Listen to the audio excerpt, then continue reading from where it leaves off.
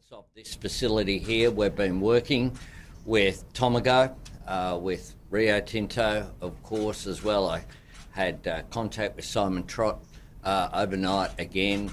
We've been working with Kelly Parker, with Jerome, and the unions have been working as well with the company to make sure that we can ensure that this facility has a future.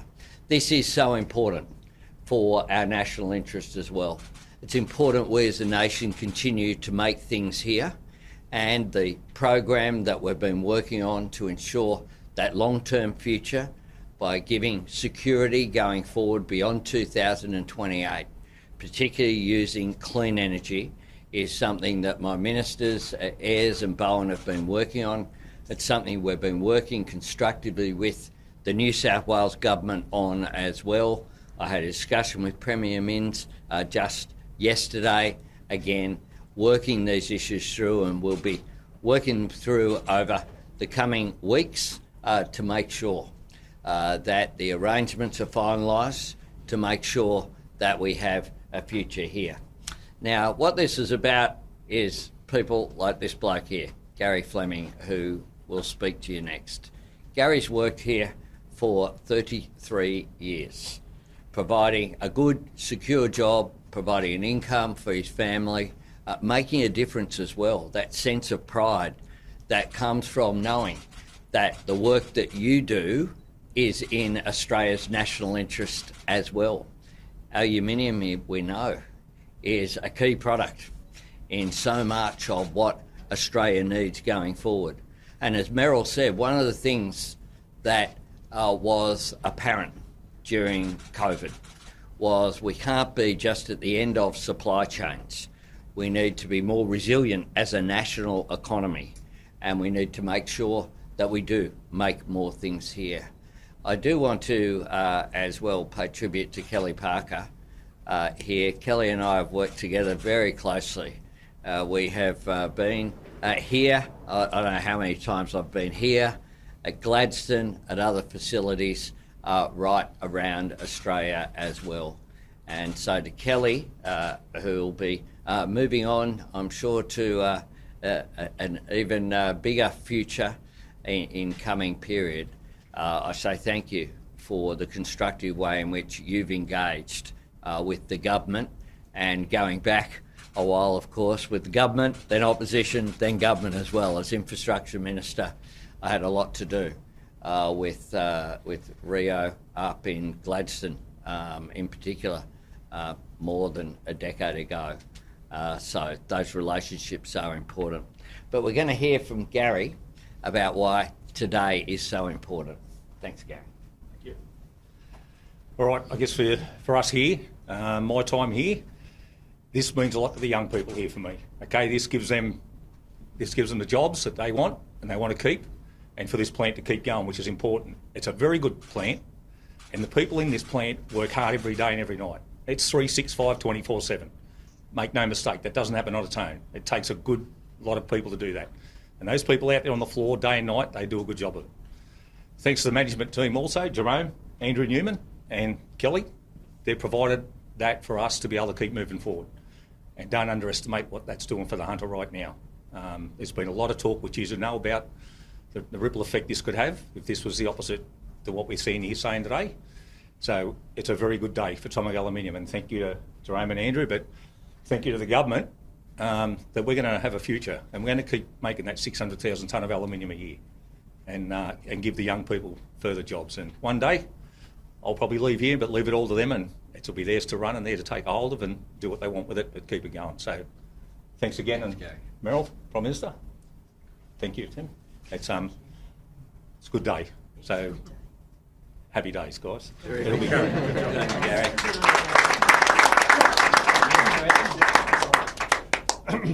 Well, thank you very much. This is a really important staging post, an agreement here between Tomago Aluminium, its owners, the Commonwealth Government, New South Wales, all of the participants here agreed that we are going to work towards a final agreement over the coming weeks and months. This puts a stake through the heart of the argument that is run by some people that the move towards the lowest cost form of electricity is part of the problem.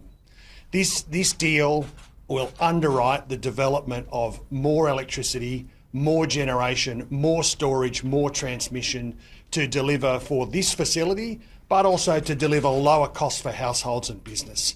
This is a win-win for the citizens of New South Wales and Australia. You heard from Gary before. It really matters to the thousands of workers who work directly here or are engaged through the Hunter and businesses that depend upon Tomago aluminium for their industrial and engineering future.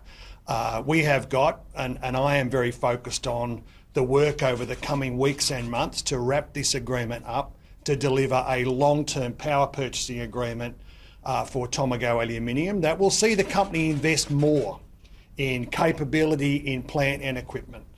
I also want to thank my ministerial colleague Chris Bowen, whose leadership and hard work here, because we're so focused on the energy issues for Australian industry, has been a key part of bringing about this really important pre-Christmas development. Thank you. Good on you, Tim. Yeah. We're happy to take some questions. Prime Minister. Yeah, we'll go there and then that. Can you clarify what this deal is? Is this to do with smelling hydro? Well, what we're doing here, and Minister Ayres might want to indicate further, is there's been a board meeting here that's considered the proposals that we're going forward, and what that will look like is Tomago agreeing to have more investment here in their capability at the same time as we provide security of a guarantee of energy price going forward as well. That's the fundamentals. We'll be working those issues through over coming weeks and months, including with New South Wales. Are you able to give us an idea, a ballpark figure of how much this is going to cost? You want Tim? Well, in terms of the costs of this agreement, we will work those issues through with the owners of the facility and closely working through New South Wales. The fundamental premise of this is a long-term power purchasing agreement that delivers security at the right price for Tomago, so they are internationally competitive. This is Australia's youngest aluminium plant. This is a good facility. This agreement will underwrite the development of new generation, wind, solar, storage projects and transmission, accelerate that in New South Wales, and mean that we are underwriting lower cost electricity, not just for here, but of course building the electricity grid and lowering costs for households and business at the same time. Are there specific projects that are going to be accelerated as a result of this? Well, we will have lots more to say over the coming weeks and months about the detail of those questions. This is a complex set of arrangements. It involves a partnership between the firm here, the Commonwealth and New South Wales. There are benefits and costs for all of us in this process. Like the PM, I want to pay tribute as well to the trade unions, the AW in particular, who've been very focused on bringing forward smart deals that are in the national interest and in the interest of this facility. Minister, can you please elaborate on the state's role in all of this? I notice your state colleagues aren't here today. What role are they playing into the future here? Well, as the PM said, we've been very engaged with New South Wales. We will keep working with New South Wales. There is agreement between New South Wales and the Commonwealth that we will keep working these issues through. They are committed to the future of this facility. They understand how important it is for the future of New South Wales, and I'm very confident that we will land an agreement that will be in the best interests of Tomago aluminium, the industrial capability here in the Hunter, and households and business in New South Wales. Have they been dragging the chain on this, Minister? Well, it always takes, in my experience of these kind of arrangements, what it takes is the Commonwealth, the state government, the owner of the facility and the management of the facility, and the surrounding industrial ecosystem all on the same page. And what I've found is being in lockstep with state governments is absolutely important. And we will continue to take that process with the Mins government forward. working together, working really carefully, listening to each other carefully and delivering a deal that's in the best interest of New South Wales and Australia. 10 years is a relatively long period of time for something like this. Is there some sort of cost sharing or loss sharing mechanism that you're going to be building into this? Well, what I won't be doing is oversharing, Matt, at this conference, the details of this. Suffice to say, there are costs and benefits that accrue to New South Wales and the Commonwealth and Tomago Aluminium. There's a set of national interest questions here and local questions, but a long-term power purchasing agreement is in the interests of continued long-term investment in the industrial future of this facility. That's what Future Made in Australia is about. It's about giving Kelly and Jerome and their boards the confidence to invest in the long-term capability of Australian manufacturing. That's why we have the production credits in the Future Made in Australia architecture, because it sends a message to investors and to manufacturers. If you invest here in Australia, it is a good place to invest. You will do well here. You've got a stable workforce, the commitment from the government, and that will mean billions of dollars of additional investment in Australian manufacturing. As you can see, I'm anxious to get off the microphone and put the PM back in the centre of this discussion, but very happy to talk about the details as they unfold. This is important to the region. This is a region of Australia that has some of the best industrial capability, that has so much to win, so much to gain in terms of good jobs, blue-collar jobs and engineering jobs for locals, and we're determined to deliver on that. Prime Minister, a question for you. Sure. The government has stepped into a number of manufacturing industries over the past 12 months. Is this method sustainable and is it fair to the taxpayer? I tell you what's not fair to the taxpayer or in our national interest is to not have manufacturing in this country. This is an investment that produces a return. It's a return for Gary and his family, for all of the workers out there and their families, for this community as well. There is a multiplier effect as well. If Australia doesn't produce aluminium, then the knock-on effect in other industries is significant, because aluminium is increasingly a vital product. And what we're seeing around the world is that there's no place you'd rather be than Australia, with the resources that we have, with the capacity we have to produce renewable, clean energy, and the products that we have in the ground that can then be value added to produce products that can be not just used through our domestic economy, but for export as well. So we make no apologies for the fact that we put front and centre to the Australian people our Future Made in Australia agenda. We have our National Reconstruction Fund, we have our production tax credits, we have our critical minerals and rare earths plan as well. And we know that around the world they are in demand. And we are working closely with industry, we're working with state and territory governments across the board, whether it be in Whyalla with the South Australian government, in Mount Isa with the Queensland government, with the paper mill with the Tasmanian government.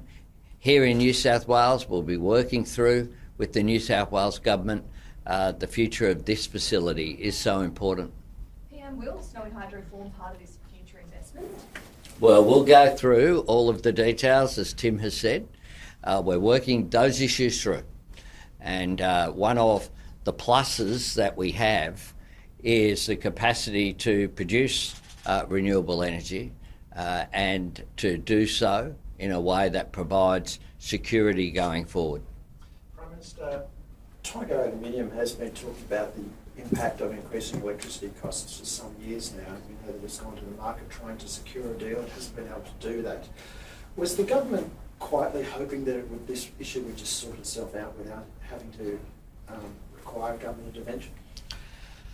Well, we, of course, as a government, will always be engaged. I've been to Tomago, Kelly might have a count, or many times. Or Meryl. This is certainly not my first visit here. I've been here at least 5 times over the years. And this is an important facility. This is an important employer, but it's an important driver of the Hunter economy as well. Prime Minister, I have some questions aside from Tomago Other things? to ask you today. Sure. I'm sure they're not going to be a surprise to you, but do you think a review into travel requirements is necessary? Sure. Well, I've said repeatedly that I'll take advice from the Independent Parliamentary Expenses Authority. I've said that publicly and I've asked for that advice from IPEA. It's important that as parliamentarians, we're not sort of deciding things for ourselves, because that would bring obvious criticism.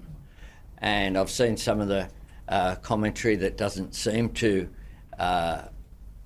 to ignore that. And that's why my government, what we do is we do things in an orderly way.